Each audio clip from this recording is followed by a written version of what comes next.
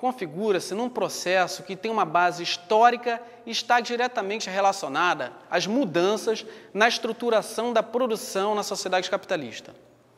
A partir de 1970, ocorreu a expansão das empresas multinacionais ou transnacionais, fruto das condições econômicas da época, acarretando um largo movimento de internacionalização de capitais produtivos. As grandes corporações dos países desenvolvidos passaram a instalar filiais em países subdesenvolvidos e a investir na produção de bens para além de suas fronteiras nacionais. Seus aspectos se associam às transformações das técnicas e das formas de produção, localização, circulação e acumulação dentro do capitalismo. O processo de globalização constitui-se também num processo de fragmentação nos aspectos políticos, econômicos, sociais e culturais. É caracterizada por fatos como a flexibilização do trabalho, a compartimentação da produção, a formação de blocos regionais, o aumento das desigualdades sociais, dentre outros. A inserção do Brasil no processo de globalização tem uma base histórica e está diretamente relacionada às mudanças na estruturação da produção na sociedade capitalista. Enfatizamos que, com uma pesquisa corretamente direcionada, o senhor estará de posse dos conhecimentos básicos sobre a globalização e poderá justificar mais facilmente a inserção do Brasil no processo que nós descrevemos, utilizando também as lições já aprendidas com as videoaulas sobre o método para a solução de questões. Obviamente, existem outros temas e conceitos importantes de geografia e que necessariamente surgirão quando analisamos um determinado problema. Podemos elencar dentre esses temas, obviamente sem o intuito de esgotá-los, os chamados novos temas, como o terrorismo, narcotráfico, diplomacia militar, o meio ambiente e o desenvolvimento sustentável, a industrialização e urbanização, a agricultura, a dinâmica populacional, redes de infraestrutura, para citar alguns.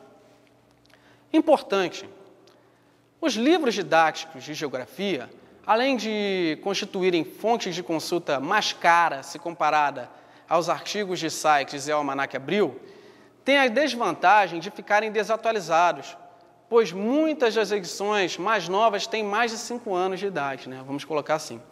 O senhor pode utilizar, contextualizando as suas informações, a despeito desse problema da desatualização, os livros que constam de nossa bibliografia. Dê uma conferida no Pladis a fim de obter mais informações sobre tais obras.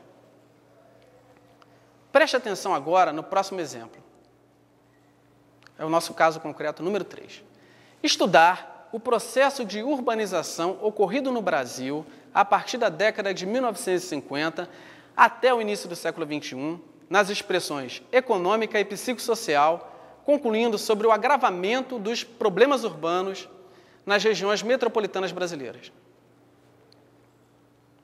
Vamos explorar desta vez um pequeno trecho de uma resposta dada por um dos nossos oficiais alunos para a questão supracitada. O processo de urbanização ocorrido no Brasil e no mundo tem uma base histórica e está diretamente relacionado à crise do sistema colonial e à industrialização. Essa foi a resposta dada pelo nosso aluno. Percebam que foram citados termos e conceitos desconexos no tempo e no espaço. Qual o vínculo conceitual e mesmo qual a relação de causa e efeito entre a crise do sistema colonial e a urbanização no Brasil? Tal fato demonstra a necessidade de maior aprofundamento teórico, que é oriunda da leitura organizada dos livros de nossa bibliografia. Vejamos agora uma construção teórica com ideias mais convenientes ao pedido. Urbanização é o aumento proporcional da população urbana em relação à população rural. Segundo esse conceito, só ocorre urbanização quando o crescimento da população urbana é superior ao crescimento da população rural. Já a região metropolitana, por definição, é uma área estabelecida por legislação estadual que corresponde a um conjunto de municípios contíguos e integrados socioeconomicamente, a uma cidade central, com serviços públicos e de infraestrutura comuns. Dentre os atuais problemas urbanos, podemos destacar a crise de habitação, a violência, o alto custo de vida, a favelização, o aparecimento de movimentos sociais e de grupos de pressão, a deficiência no saneamento básico, a insuficiência de leitos hospitalares e escolas públicas de qualidade para todos. Podemos também citar a saturação da infraestrutura de transportes, a especulação imobiliária, o aumento do custo dos serviços públicos, os elevados custos de produção e o crescimento da demanda de consumo de energia. O aprendizado da geografia deve ser, portanto, fundamentado teoricamente e baseado na constante atualização através da leitura de jornais, revistas e periódicos. Vamos para o nosso último questionamento. Como selecionar as fontes corretas de consulta de geografia constantes do nosso Plagis?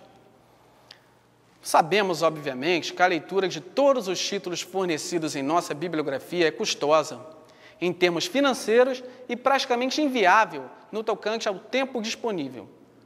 Portanto, temos duas opções: ficar à deriva em meio a um mar de conceitos e não ter a carga de leitura necessária que nos dê a bagagem cultural fundamental, ou aprender a elencar algumas fontes fundamentais que nos ajudarão a consolidar uma boa base conceitual para o estudo da geografia visando o concurso de seleção.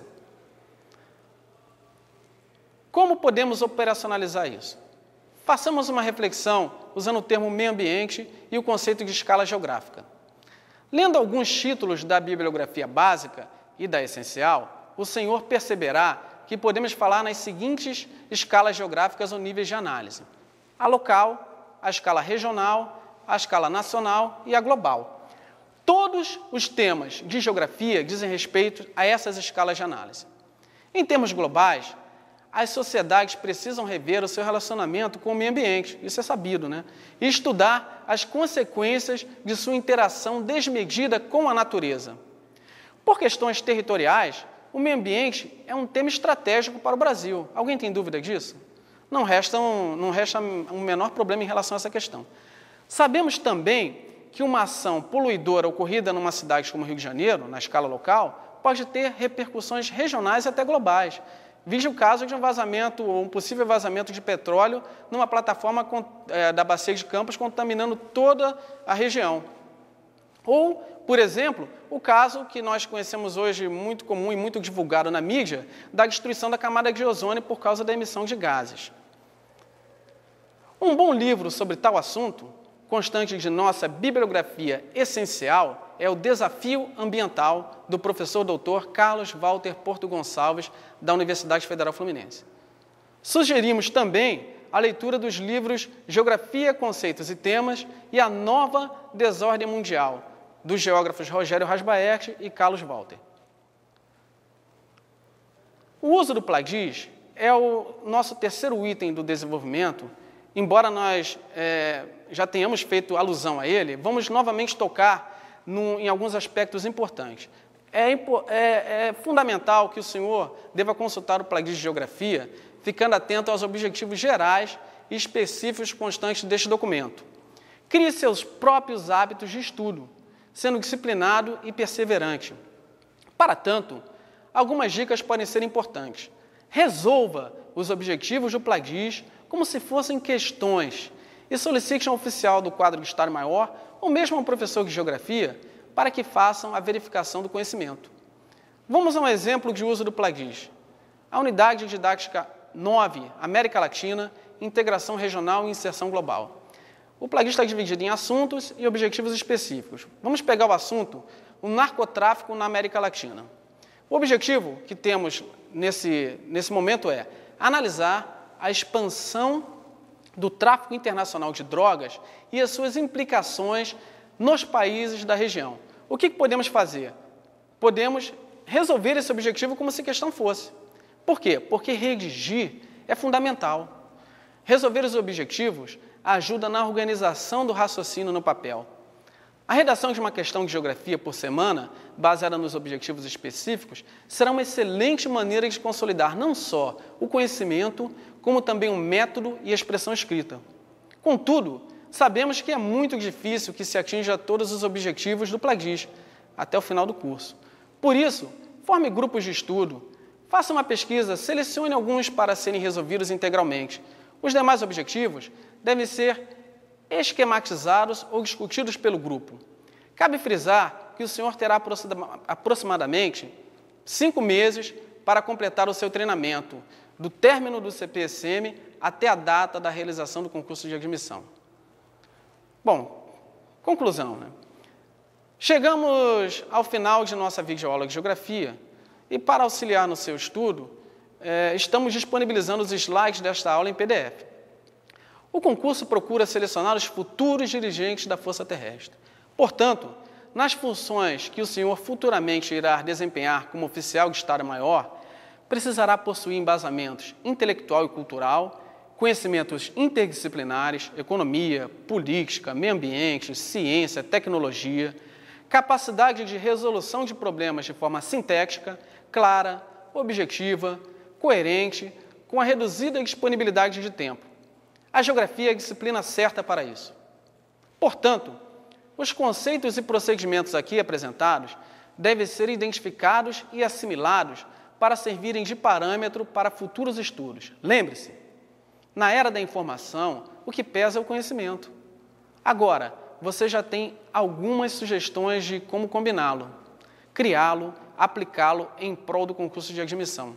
Por fim, de posse da base conceitual fornecida pelas fontes indicadas pelo CPSM, o senhor poderá navegar criticamente por outras fontes disponíveis no EBAula ou na internet, aperfeiçoando sua capacidade de pesquisa, o que o ajudará a analisar ou compreender geograficamente um problema de acordo com a intenção desejada.